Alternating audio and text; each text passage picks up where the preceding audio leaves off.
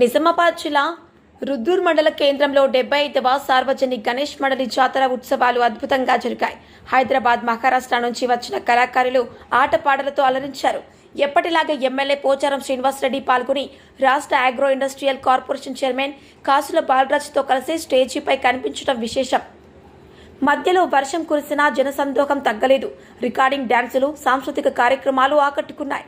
అన్నదానం, శాంతి భద్రతల్లో పోలీసులు, గ్రామ పెద్దలు, యువజన సంఘాలు అద్భుతంగా సహకరించారు. అయితే బస్టాండ్, అంగడి బజార్లో మార్గంలో లైటింగ్ సదుపాయం లేక ప్రజలు ఇబ్బంది పడ్డారు. ఎల్లమ్మ ఆటలు, బుర్రకథలు కనిపించకపోవడంతో కొంత ప్రజలు అసంతృప్తిని వ్యక్తం చేశారు. కాంగ్రెస్ నాయకుడు ఏనుగు రవీందర్ రెడ్డి, బీజేపీ ఇన్ఛార్జ్ ఎండల లక్ష్మీనారాయణ, మాజీ ఎమ్మెల్యే బాజురెడ్డి తదితర హాజరు కాకపోవడంతో వారి అనుచరుల్లో అసంతృప్తి వ్యక్తమైంది. మంచి కార్యక్రమాల్లో పాల్గొన్నటువంటి సోదరులు,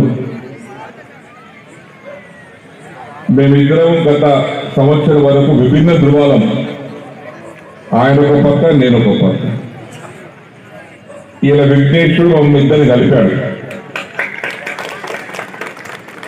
అలాంటి శుభ సందర్భంలో నాతో పాటు కార్యక్రమంలో పాల్గొన్నటువంటి మనందరి సహోదరులు, రాష్ట్ర అగ్రో ఇండస్ట్రీస్ కార్పొరేషన్ చైర్మన్ అయినటువంటి కాసుల బాలరాజు గారికి,